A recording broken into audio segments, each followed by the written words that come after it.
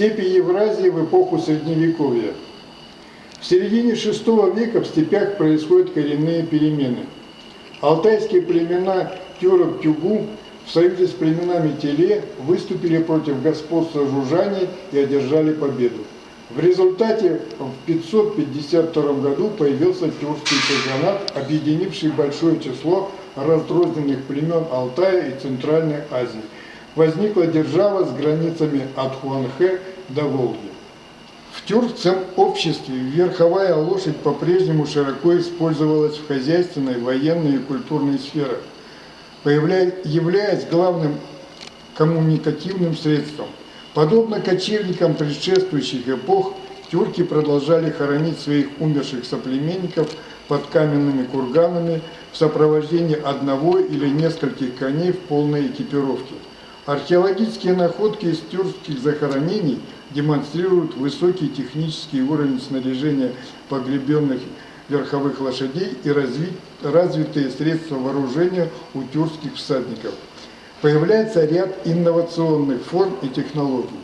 В комплекс вооружений средневековых кочевников для ведения дистанционного боя входили луки и колчан с набором железных черешковых стрел, а для поражения незащищенного панцирем противника трехлопастные стрелы, так и для пробивания брони трехлопастные, трехгранные, ромбические, округлые и однолопастные наконечники. Оружие ближнего рукопашного боя подразделялось на ударные булава, палица, кистень, плеть, колющие, длинное облегченное копье пика, рубящее топор, чекан, секира, колющее, режущее кинжал, нож. В эпоху Средневековья в степи начинают широко использовать рубящее, режущее оружие, саблю и палаш.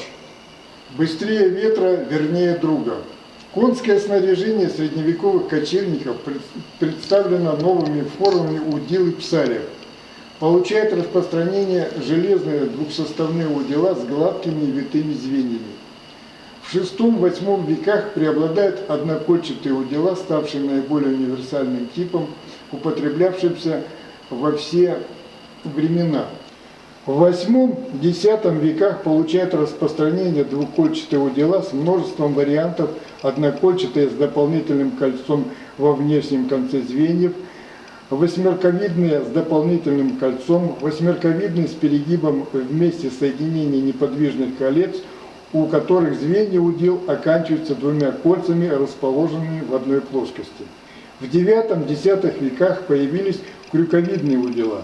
Наиболее ранние, VI-VII века, формой псалиев служили двудырчатые роговые псалии, клыковидные формы и металлические стержневые псалии. В конце VIII, начале IX веков существенно усложнились формы узды со слабоизогнутым S-видным псалиями, как роговыми, так и металлическими, которые сочетались практически со всеми типами удил. Как варианты бытовали S-видные псалия с раздвоенным концом в виде рыбьего хвоста и псалии со скобкой и петлей в середине. С IX века получают распространение кольчатые псалии. В рамках тюркской культуры сформировался и развивался уникальный комплекс декоративно-прикладного искусства, отразившийся в изделиях из золота, серебра, бронзы, кости и дерева, в том числе при украшении конского снаряжения. В декоративном искусстве тюрков доминировала растительная орнаментация. Наиболее популярным узором стал извивающийся побег с поперечно отходящими от него цветками в виде ромбических бутонов, пальмет и сильно закругленных лепестков и листьев.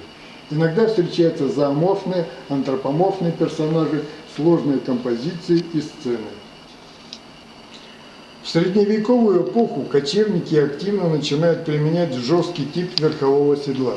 Между собой седла имели существенные типологические различия.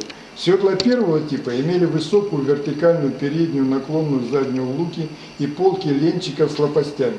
Седла второго типа отличались дуговидными передними луками и полками без задних вырезов.